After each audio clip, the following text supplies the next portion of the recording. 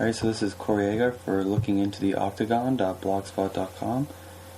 This is the first podcast, and we'll just be going through all the news and announcements recently throughout the UFC. The first thing I'd like to cover is the whole Nick Diaz, Carlos Condit fiasco.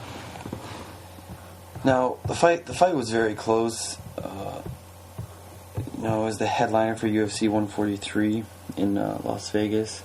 And I truly believe that Nick Diaz won the fight, but it can go either way because Condit landed some good shots, but most of them were leg kicks, and it didn't really damage Diaz that much.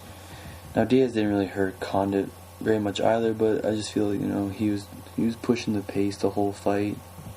So in my eyes, I saw Diaz leading the charge. But what made it even more interesting was after the fight, Diaz tested positive for marijuana. So before anybody even knew about that, here was Diaz all upset saying he's going to retire, and then Condit was saying how, well, he's going to wait for George St. Pierre to heal up and they'll unify the belts. But eventually Condit, he manned up and he said that he would rematch Diaz, and he was gonna fly to Vegas and sign the fight off on the dotted line. But then Diaz's camp came out and said that the fight wasn't gonna happen. So obviously it came down because he tested positive for marijuana. Now, I'm not sure what is going to come about that of Nick Diaz, if he's done in the UFC or what Dana White's going to do. But it is his second offense, and recently the second offense for marijuana, testing positive for it, is a percentage fine of his fight purse, which was $200,000 for that fight against Condit. Plus, it'll probably be a 1-year suspension. So I'm not for sure what's gonna happen with Diaz, but he's really gotten himself into a big mess here, and hopefully he learns from it. Will he? Probably not, because it's who he is. But anyways, other news. This week in the UFC is BJ Penn, and he's been gone for a little while now after losing to Nick Diaz in October. He's taken some time off. He said he was going to retire. Not quite sure if that's still going to happen. A lot of people have been doing this whole Brett Favre thing where they say they're retiring and they don't. But the UFC is going to Hawaii, hopefully, sometime this year, and Dana White wants BJ Penn to headline the card because he's the biggest Hawaiian name in the UFC. So I'm sure that will convince BJ to come back. But right now he's happy with what he's doing. He said it's the first time in 15 years that he's living a normal life. He doesn't have to worry about fighting. So, he's finding himself right now, and that's probably the best thing he can do. He's had some pretty big losses, dating back to when he lost to GSP for the second time at UFC 94. He feels he can do better, and he feels that he's done some things wrong, but he just feels he's not all there right now in the head. So he decided to take some time off.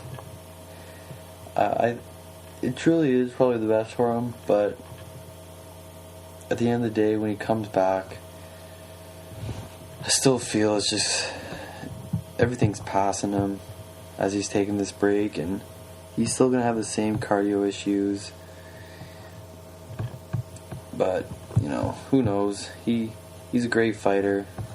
He can really change things up if he changes his training and gets really, really serious, I'm sure he can do some damage, whether it be in lightweight or welterweight, as long as he stays on top of things. It's up to him and what he wants to do. But yeah, that's BJ Penn in Hawaii. Hopefully they're talking about doing it in a big arena or stadium in Hawaii. So whether or not BJ will be there or not, I'm sure that'll play into the amount of tickets they sell there for sure. Coming up this Wednesday, I believe it is UFC on Fuel TV, and it's headlined by Diego Sanchez and Jake Ellenberger. Jake Ellenberger's been on fire recently, knocking out Jake Shields, and the only loss in the UFC for Jake Ellenberger was to Carlos Condit, which is right now the interim welterweight champion, back a couple years ago. And that was a split decision. Ellenberger had Condit in worlds of trouble in the first round and almost finished him, but kind of gassed himself out. And Condit was able to come back and put his will to Jake and show him what the UFC was all about. Ellenberger was relatively new in that fight with Condit, so he was a little inexperienced, but now for sure he's making a big name for himself, and he's up there. He's in the mix for sure. If he can get by Diego, then he could be the next one challenging for the belt. UFC on Fuel also has a co-headlining fight between Stefan Struve and Dave Herman. Now Struve, his nickname is a skyscraper, and that's for a reason, because he is a tall guy.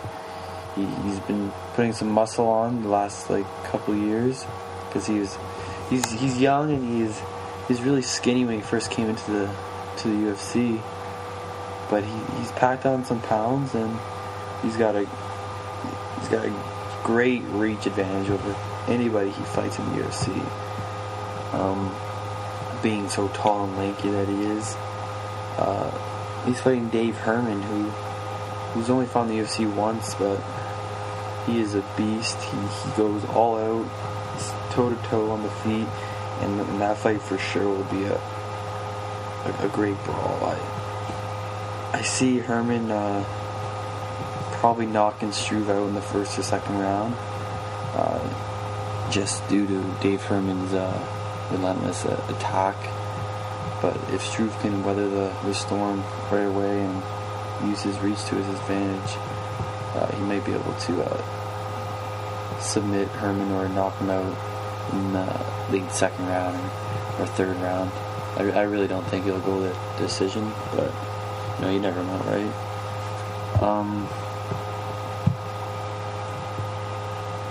Just last pay-per-view at UFC 143, we saw UFC newcomer Stephen Thompson, who is a magnificent kickboxer. He is 37-0 as an amateur kickboxer, 20-0 as a pro kickboxer, and he is 6-0 as a mixed martial artist now, and 1-0 in the UFC. So basically, he's never lost in any kind of martial arts, whether it be amateur kickboxing, pro kickboxing, or MMA. That's 63 straight victories. His knockout over Dan Stitchin was magnificent. He just curled that head kick right around the backside of Stitchin's shoulder, so he didn't even see it coming. But I guess he practices that quite a bit in training. He's just a world-class kickboxer. So I see him being a big star in the UFC if he can continue to get the right training, and he's doing that right now. He's training at a TriStar gym with George St. Pierre, so he's definitely getting the proper guidance that he needs, which is very, very important, especially since he's transferring over from kickboxing. That he needs to have his ground game up to par, and training with GSP and TriStar Gym will definitely do that. After getting the knockout of the night bonus UFC 143, he was just tapped in to fight Matt Brown and in Atlanta. Matt Brown is kind of he's kind of upset that Stephen Thompson's getting all this attention, and Matt Brown's calling him out, saying that he could go 100-0 as well if he fought a bunch of no names. But at the same time, if it is true and Stephen Thompson only fought no names, which he hasn't, then it's hard to go undefeated for so long, especially with 63 straight victories. But that's magnificent. So it's one guy to look at coming up on the UFC scene, and hopefully he makes a big name for himself and splashes a whole new wave in the welterweight division, because it's as interesting as it's been in a while with the whole Diaz and Condit thing. You got Johnny Hendricks now. He's up in the mix because he just knocked out John Fitch, who is highly regarded as the number 2 welterweight in the world for years now. And Fitch just got knocked out under 30 seconds against Johnny Hendricks. Hendricks is now slated to fight Josh Koscheck at UFC on Fox 3. Koscheck is a training partner of Fitch, so definitely a little redemption there.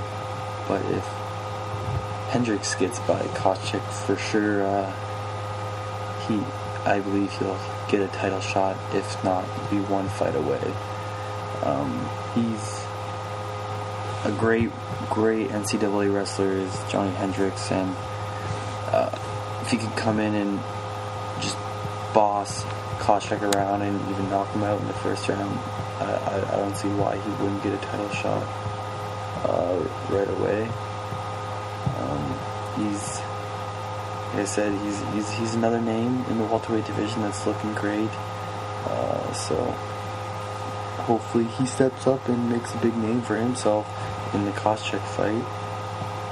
We got some other upcoming fights that were just recently announced. We have Mike the Hulk Easton versus Yves Jabouin.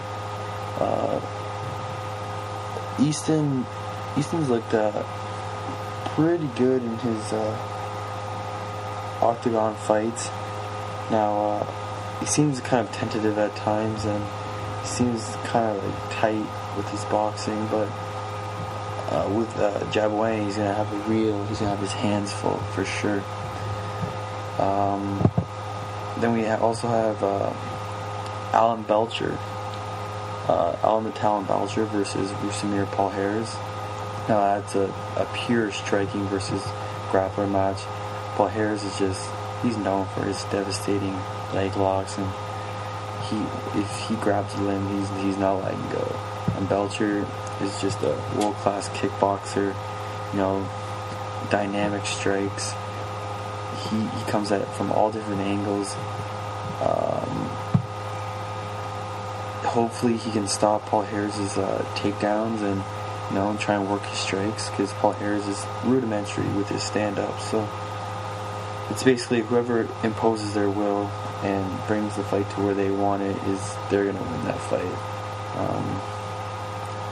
For that fight, I'm gonna lean towards Palhares, because all he needs to really do is just take that fight down to the ground, and he grabs a piece of human flesh and he just takes it home with him. So I'll have Palhares by first round leg lock. That's about it with the news in the UFC this week. That's all the big announcements that have been going on. Be sure to tune into Fuel TV though, 8 p.m. Eastern, for the main card of UFC on Fuel, headlined by Diego Sanchez and Jake Ellenberger. It's a dynamite of a card. It's free. It's gonna have great fights for sure. UFC always brings great fights to TV and its fans, so be sure to watch that. And have a good night.